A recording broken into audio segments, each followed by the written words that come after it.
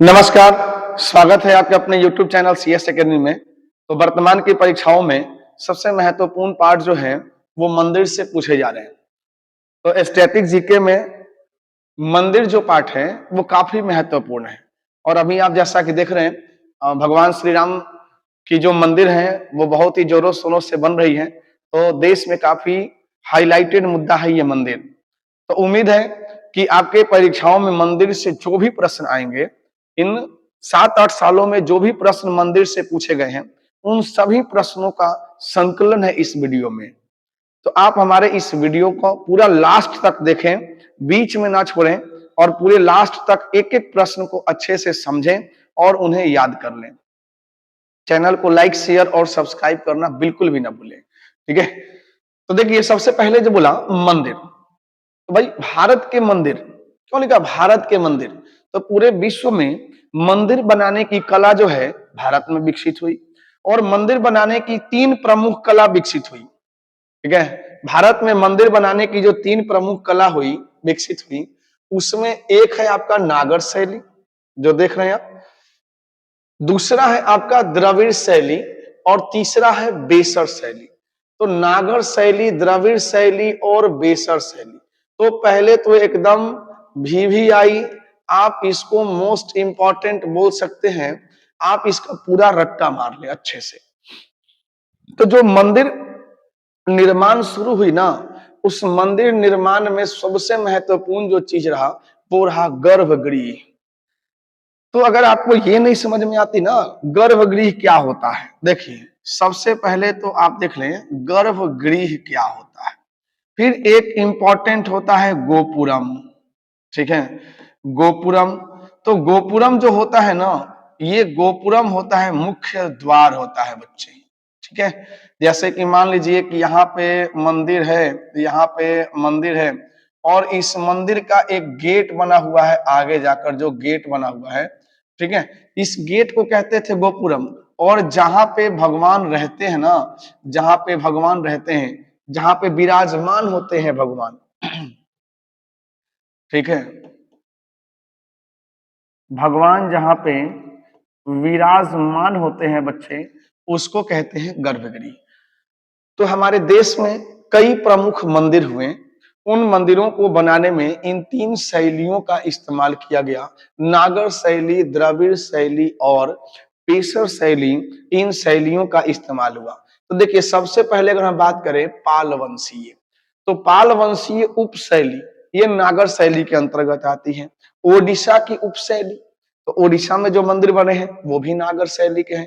खजुराहो की शैली, तो जो मध्य प्रदेश का इलाका है वो भी आपका पाल वंश, जैसा कि आप जानते हैं कि जो गोपाल है ना, ये पश्चिम बंगाल का इलाका। तो पश्चिम बंगाल में पाए जाने वाले, देखो पश्चिम बंगाल में पाए जाने वाले मंदिर हो गए, उसके बाद ओडिशा के मंदिर हो गए। खजुराहो, देखो बच्चे खजुराहो यानी कि मध्य प्रदेश में पाए जाने वाले मंदिर हो गए। और सोलंकी जो राजपूत थे, ठीक है, उन राजपूतों के द्वारा जो बनाई गई मंदिर है, ये सभी जो मंदिर की शैली है, इन सभी की शैली जो है वो नागर शैली है। द्रविड़ शैली जो है पल्लवों के जो बने, देखिए दक्षिण भारत अगर हम बात करें तो इसका विकास जो हुआ ना बच्चे, इसका विकास हुआ दक्षिण भारत में। तो दक्षिण भारत, और ये विकास हुआ आपका उत्तर भारत में विकास हुआ इसका। तो दक्षिण भारत के जो भी मंदिर बने वो द्रविड़ शैली के अंतर्गत बने, जिसमें पल्लवों के, है ना, चोलों के, पांड्य वंश, विजयनगर साम्राज्य हो गया। आज चाहे आपका अगर हम बात करें, ये आपका हो गया नायक उप शैली। तो इन शैलियों में बनी हुई सारे के सारे मंदिर जो है बच्चे वो द्रविड़ शैली के तहत है। अब एक क्या होता है कि नागर और द्रविड़, इन दोनों को अगर हम मिला दे, दोनों शैलियों का जो मिश्रण होता है ना, वो मिश्रण कहलाता है बेसर शैली। तो बेसर देखिए जैसे कि राष्ट्रकूट वंश हो गए, चालुक्य वंश हो गए, काकतीय वंश, होयसल। तो जब इनका साम्राज्य आया ना देश में, तो इन लोगों ने बेसर शैली के तहत मंदिर बनाने की शुरुआत कर दी। ठीक है, बेसर शैली में मंदिर बनने लगे इनके समय में। ठीक है, तो अब सबसे पहले ना हम लोग ये देखेंगे कि मंदिर बनाने की 3 शैलियों में सबसे पहले अगर हम बात करें तो ये नागर शैली जो है, ये हमारे उत्तर भारत की है नागर शैली बच्चे। तो इस नागर शैली में जो मूर्तियां मंदिर बने, सॉरी, उन मंदिरों की खासियत क्या रही? देखिए, कह रहे नागर शब्द नगर से बना है। देखो, नागर शब्द किससे बना है? नगर से।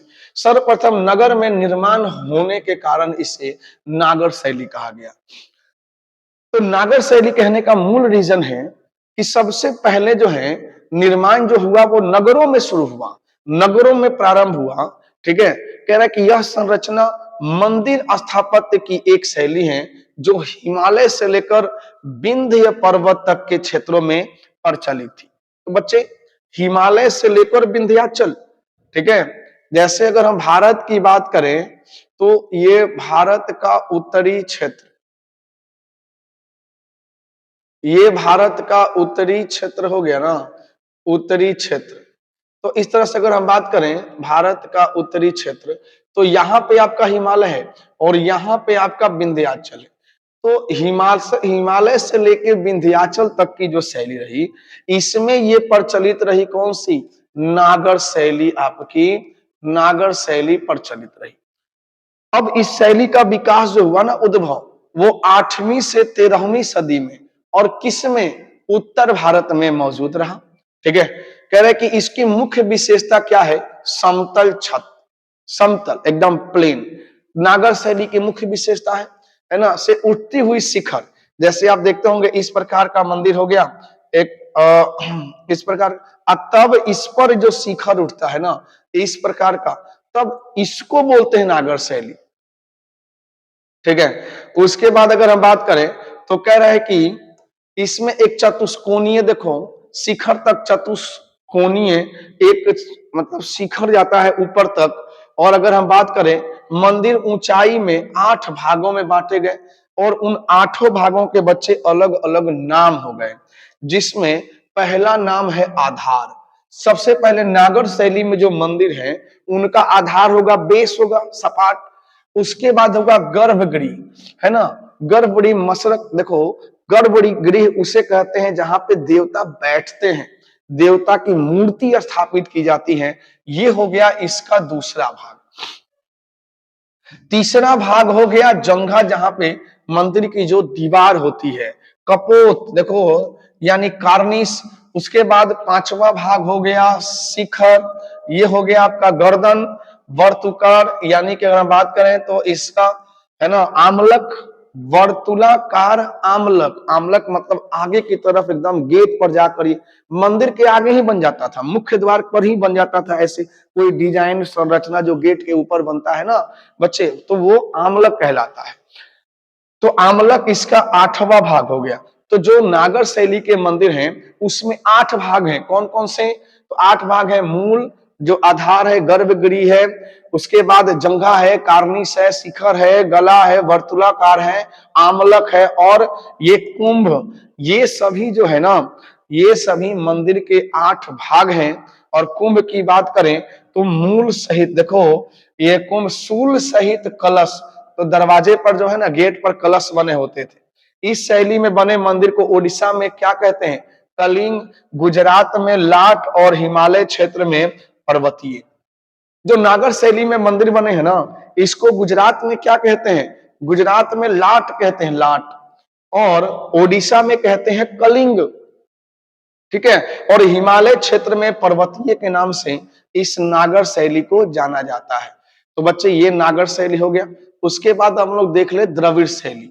तो क्या बोला द्रविड़ शैली में?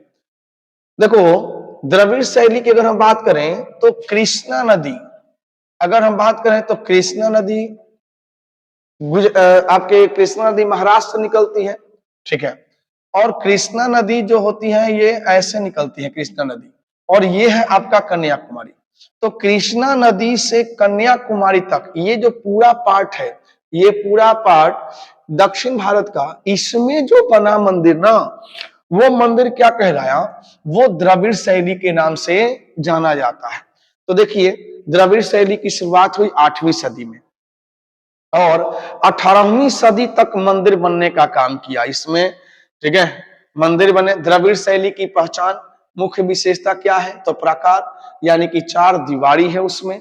इसमें भी गोपुरम है। देखो बच्चे, गोपुरम, गोपुरम माने प्रवेश द्वार, मंदिर में जाने का पहला द्वार जो होता है वो गोपुरम के नाम से जाना जाता है ना। अष्टकोणीय गर्भगृह, 8 कोनों वाला गर्भगृह, गर्भगृह वहां जहां पे देवता वास करते हैं, ठीक है। उसके बाद पिरामिडनुमा शिखर, एक पिरामिड आकार का ऐसे पूरा ऊंचा जाता हुआ एक पूरा शिखर, ठीक है। तो पिरामिड आकार का शिखर, अष्टकोणीय मंदिर की संरचना, ये खासियत है द्रविड़ शैली की। तो नागर शैली में क्या होता है? छतें सपाट होती हैं और फिर उस पर शिखर बने होते हैं, और द्रविड़ शैली में पूरा शिखर बना होता है आधार से ही, ठीक है। इसमें भी गोपुरम होता है। द्रविड़ शैली के मंदिर जो होते हैं ना, बहुत सारे मंजिलों में डिवाइड होते हैं, बहुमंजिला होते हैं। और अगर हम बात करें तो पल्लवों ने द्रविड़ शैली को जन्म दिया। अगर आपसे एग्जाम में पूछे कि द्रविड़ शैली के जन्मदाता कौन है? पल्लव, ठीक है। चोल काल में इसने, है ना, ऊंचाइयां हासिल की, और विजयनगर काल के बाद यह ह्रासमान, यानी कि विजयनगर काल के बाद यह डाउनफॉल होने लगी, नीचे जाने लगी, ठीक है। द्रविड़ शैली की वास्तुकला में मूर्तिकला और चित्रकला का संगम देखने को मिलता है, और यह चोल काल से संबंधित है। तो मंदिर हमारे एग्जाम में क्यों पूछाते हैं? सबसे अधिक आर्ट एंड कल्चर से क्वेश्चन जीके में बन रहे हैं। तो हमने सोचा कि आपका मंदिर जो है ना टॉपिक, वो पूर्णतः क्लियर होना चाहिए और एकदम शॉर्ट में क्लियर होना चाहिए। क्या बोला? यूनेस्को के विश्व विरासत सूची में शामिल तंजौर का बृहदेश्वर, तो आपसे कई बार पूछा गया है, तो चोल शासक राजा राज द्वारा निर्मित है। तो यूनेस्को के विश्व विरासत में शामिल है तंजौर का। 1000 वर्षों से द्रविड़ शैली का जीता जागता उदाहरण कौन सा है? तो तंजौर का बृहदेश्वर मंदिर। तो बच्चे आप इसको डायरेक्ट याद रखें, ठीक है। कह रहा है कि द्रविड़ शैली के अंतर्गत ही नायक शैली का विकास हुआ है, जिसके उदाहरण देखो, मीनाक्षी मंदिर। तो मीनाक्षी मंदिर कहां पर है? मीनाक्षी मंदिर मदुरै में है। जगन्नाथ मंदिर, ठीक है, देखो रंगनाथ मंदिर, जगन्नाथ मंदिर तो उड़ीसा में है, पुरी में है, और वो नागर शैली के तहत बनी। ये है रंगनाथ मंदिर, ये श्रीरंगम तमिलनाडु में है। रामेश्वरम मंदिर, ठीक है, ये सभी इसके मूल उदाहरण हैं। तो आपने ना आपने शैली के बारे में पढ़ा, नागर शैली और द्रविड़ शैली। उसके बाद दोनों का मिश्रण, देखो दोनों का मिश्रण जो आता है ना, वो बेसर शैली। तो बेसर शैली का जो विकास हुआ है ना, देखो बेसर शैली का विकास हुआ है, ये हो गया विंध्याचल पर्वत, और ये हो गई कृष्णा नदी, ये कृष्णा नदी हो गई, और ये हो गया आपका विंध्याचल पर्वत, ठीक है। इन दोनों के बीच में जो मंदिर, अच्छा कृष्णा नदी से लेकर कन्याकुमारी तक अगर हम बात करें, कृष्णा नदी से कन्याकुमारी, ठीक है, इसमें हुआ आपका द्रविड़ शैली का, बच्चे आप इसको याद रख लें, द्रविड़ शैली का विकास हुआ। और विंध्याचल पर्वत से हिमालय तक जो है ना, हिमालय तक, इसमें हुआ आपका नागर शैली, बेसर शैली, नागर शैली। और उसके बाद आपका जो बीच में हुआ वो कौन सी शैली हुई? बेसर शैली। अगर हम इसको यूं समझें, ठीक है, तो ये है आपका बेसर शैली, ठीक है। और अलग अलग रंगों से आप इसको समझें, ठीक है, ये है आपका कौन सा? द्रविड़ शैली। और अगर हम इसकी बात करें तो ये है हमारा, ये वाला पार्ट है आपका नागर शैली। तो हिमालय से लेकर विंध्याचल पर्वत तक नागर शैली, विंध्याचल पर्वत से कृष्णा नदी तक बेसर शैली, और कृष्णा नदी से कन्याकुमारी तक आ गए द्रविड़ शैली। इन 3 शैलियों में मंदिर निर्माण की कला। तो ऐसे मंदिर जो इन क्षेत्रों में पाए जाते हैं उनके बारे में आप जाने। तो बच्चे अगला पॉइंट देखें, बेसर शैली की अगर हम बात करें, देखो बेसर शैली की अगर हम बात करें तो कह रहे हैं कि यह नागर और द्रविड़ शैलियों के मिलते जुलते रूप है, मिलते जुलते दोनों का मिक्सचर है ये, ठीक है। तो विंध्याचल पर्वत से लेकर कृष्णा नदी तक इसका विकास हुआ है, फैला। और अगर बात करें तो चालुक्य शैली भी इसको कहा जाता है, ठीक है। सबसे इंपॉर्टेंट थिंग, बेसर शैली को चालुक्य शैली कहा जाता है। देखो कह रहे हैं कि बेसर शैली के मंदिर का आकार आधार से शिखर तक, देखो गोलाकार, वृत्ताकार, अर्ध गोलाकार आदि रूपों में होता है। जैसे वृंदावन का वैष्णव मंदिर है ना, इसमें क्या बनाया गया है, गोपुरम। लेकिन गोपुरम किसकी विशेषता है, गोपुरम विशेषता है दक्षिण भारत के मंदिरों की है। गुप्त काल के बाद देश में स्थापत्य को लेकर क्षेत्रीय शैली का विकास हुआ है ना, एक नया मोड़ आया, एक नया उद्भव हुआ। और इसमें कह रहे हैं कि इस काल में, कौन से काल में बच्चे, देखो गुप्त काल में कई मंदिर, सबसे अधिक अगर पूछे कि सबसे अधिक मंदिर जो बने वो किस काल में बने, तो सबसे अधिक मंदिर बने गुप्त काल में। तो गुप्त काल में जो मंदिर बने ना बच्चे, वो ओडिशा, गुजरात, राजस्थान, बुंदेलखंड, इन सभी में ज्यादा बने। 8वीं से 13वीं सदी तक महत्वपूर्ण मंदिरों का बच्चे निर्माण किया गया। भारत में कुछ शासक रहे, चालुक्य, पल्लव, राष्ट्रकूट है ना, चोल रहे। इन सभी ने विशेष मंदिर निर्माण पर अपना ध्यान दिया और उसमें महत्वपूर्ण योगदान भी दिया। तो इस प्रकार से हमारे देश में नागर शैली, द्रविड़ शैली और बेसर शैली के तहत मंदिर बनने का काम शुरू हुआ। अब प्रश्न आता है कि भाई जो एग्जाम में पूछे गए हैं उन प्रश्नों को कैसे डील करें। तो ये तो बच्चे आपको डायरेक्ट याद कर लेना है, सीधा सीधा रट्टा मारो, एकदम बिना हिचक रट्टा मारो। बिना रट्टा के कुछ नहीं होने वाला है। एसएससी के एग्जाम में आपको बैठना है तो इन मंदिरों के नाम, जो क्वेश्चन आपको देखो ये लेटेस्ट क्वेश्चन 2023 में पूछे गए हैं, इन सभी प्रश्नों को आपका इसमें संकलन है, इन सभी प्रश्नों को बच्चे आप याद कर ले, ठीक है, एकदम रट्टा मारना एकदम है। तो देखो जैसे पहला बोला, किस वंश के शासक ने 1999 में कंदरिया महादेव मंदिर का निर्माण करवाया। तो कंदरिया महादेव की अगर हम बात करें तो चंदेलों के द्वारा कंदरिया महादेव का निर्माण हुआ। लिंगराज मंदिर मोस्ट इंपॉर्टेंट, लिंगराज मंदिर कहां पर है, ओडिशा। श्री ब्रह्मरंबा मल्लिकार्जुन मंदिर, देखो ब्रह्मरंबा मल्लिकार्जुन मंदिर कहां पर, आंध्र प्रदेश में निर्मित है। और दक्षिण भारत के जितने मंदिर हैं वो सभी मंदिर जो हैं वो द्रविड़ शैली के तहत बने हुए हैं। हरमंदिर साहिब सिखों की जो मंदिर है यह कहां पर है, अमृतसर में। तो ये मंदिर से क्वेश्चन पूछे गए। कंदरिया महादेव मोस्ट इंपॉर्टेंट, चंदेल में है ना। उसके बाद अगर बात करें लिंगराज मंदिर ओडिशा, श्री रंभा मल्लिकार्जुन मंदिर आंध्र प्रदेश, हरमंदिर साहिब मंदिर कहां पर है बच्चे, तो अमृतसर में। तो ये काफी इंपॉर्टेंट मंदिर जो है हमने रखा है इसमें। तो और वो सारे प्रश्न हैं जो वर्तमान में देख लो एग्जाम में आपके पूछे गए हैं 2022, 23, इन सब में। कह रहे हैं कि बृहदेश्वर मंदिर, तो आप बृहदेश्वर मंदिर तो समझिए कि एकदम पूछा ही जाता है हर एग्जाम में। बृहदेश्वर मंदिर जो है चोलकला में, तंजौर में बना, और किसने बनवाया, चोलों ने, ठीक है। कोणार्क मंदिर की बात करें तो कोणार्क मंदिर कहां पर है, ओडिशा में। इसको काला पैगोडा के नाम से जानते हैं, काला पैगोडा है ना, या इसको सूर्य मंदिर कहते हैं। 13वीं शताब्दी में निर्मित, ओडिशा में है। किस राज्य में, पढ़ैनी भद्रकाली मंदिर में किया जाने वाला धार्मिक नृत्य रूप है, तो केरल में पढ़ैनी और भद्रकाली।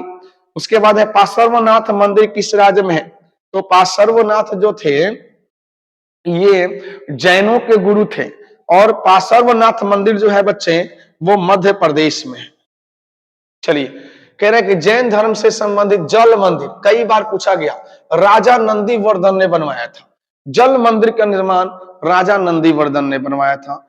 दो कह रहे कौन सा त्योहार केरल के मुख्य रूप से वडक्कुन, देखो वडक्कुमन्नाथ मंदिर में मनाया जाता है, तो त्रिशूर पूरम त्योहार जो है ये आपको केरल में मनाया जाता है।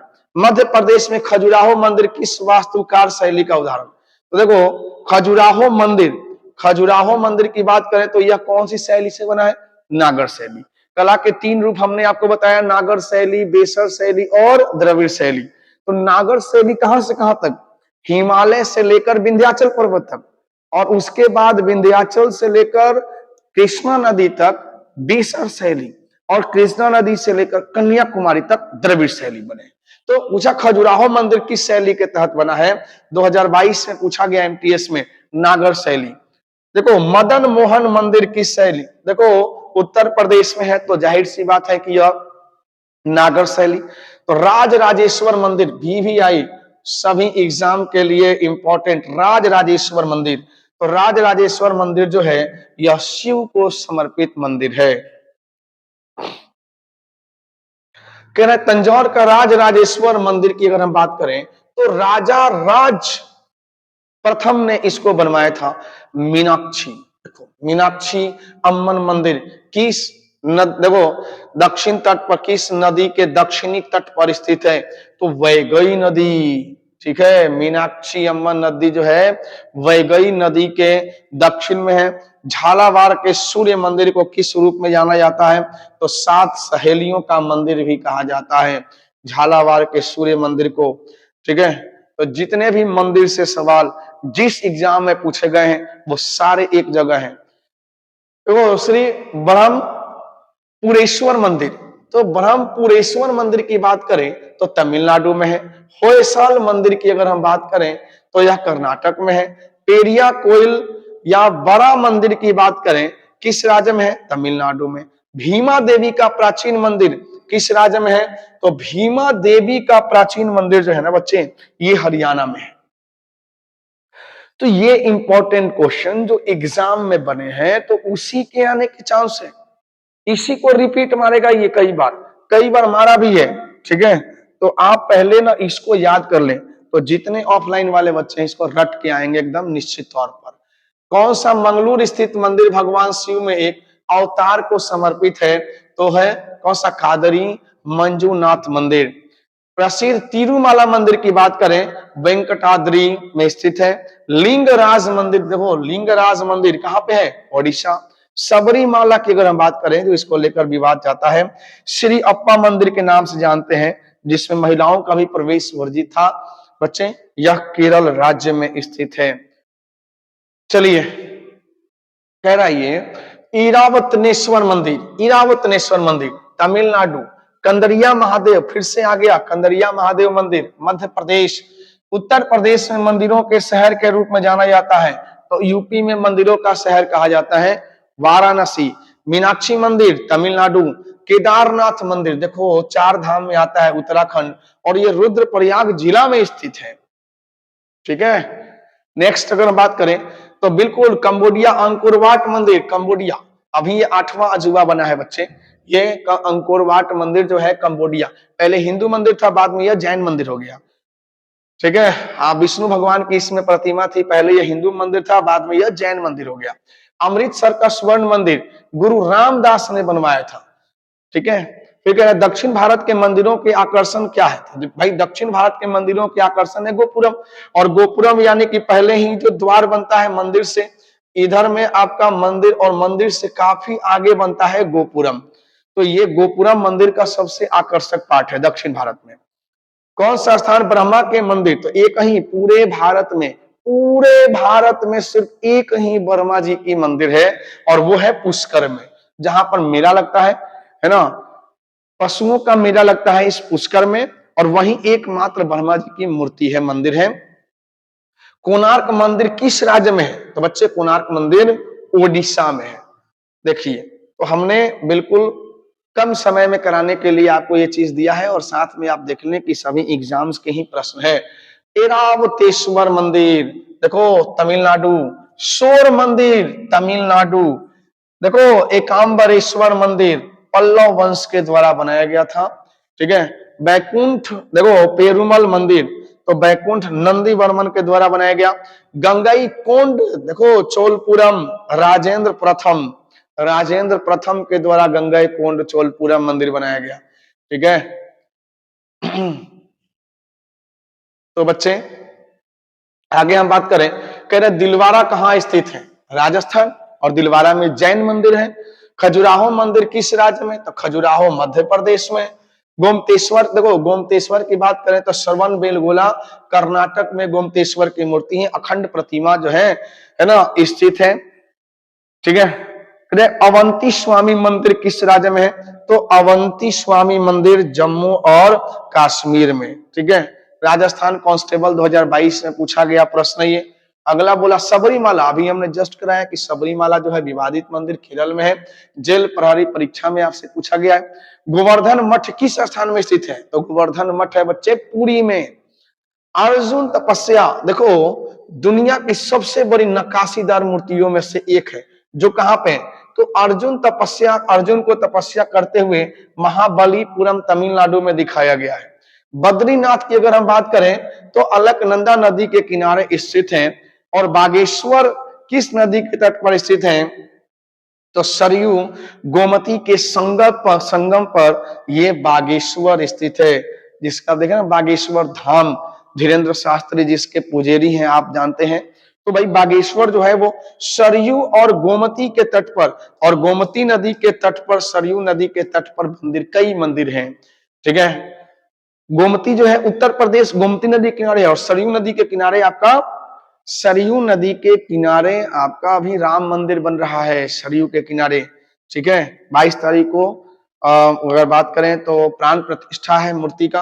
तो आप वो भी एग्जाम में पूछा जा सकता है, क्या ना, उस डेट को पूछा जा सकता है। देखिए कह रहे बागेश्वर किस नदी के तट पर? तो सरयू गोमती के संगम पर। मध्यकालीन चोल शासकों द्वारा निर्मित गो रंगनाथ मंदिर श्रीनिवास नल्लूर में है। सूर्य मंदिर देखो ओडिशा में किस स्थान पर? कोणार्क में। सूर्य मंदिर कोणार्क में है। कटास राज मंदिर कहां पे है? पाकिस्तान। देखो कटास राज मंदिर। महाबोधि मंदिर कहां पे है? बिहार के गया में है।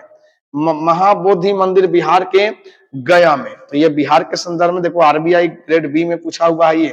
तो बच्चे मंदिर से ये आपके कुछ एमसीक्यू हैं। ठीक है, तो ये एमसीक्यू आपको करना है बढ़िया से। देखो ये जो आपने पढ़ा, इस तरह से आपने जितना भी क्वेश्चन ये किया है, इसको पूरा का पूरा आप याद कर लें। ठीक है, इसको अच्छे से याद कर लें ताकि आपका काम हो जाए। ठीक है, परीक्षा में जितने भी पूछे जाएंगे ये एमसीक्यू हम नेक्स्ट वीडियो में बच्चे आपका एमसीक्यू करा देंगे।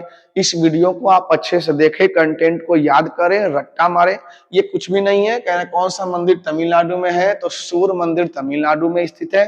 तो हम आपका एमसीक्यू 25 से 30 कराएंगे, एक वीडियो में एमसीक्यू करा देंगे। तो आप पहले इसको रट लें। चैनल को अपने दोस्तों तक, अपने मित्रों को शेयर करें, चैनल को लाइक करें, अवश्य लाइक अवश्य कर दें, ज्यादा से ज्यादा लोगों तक शेयर करें ताकि हमें भी आपके लिए हर टॉपिक पे वीडियो बनाने के लिए ऊर्जा मिलती रहे। चैनल को लाइक कर दें, शेयर और सब्सक्राइब अवश्य कर दें। धन्यवाद।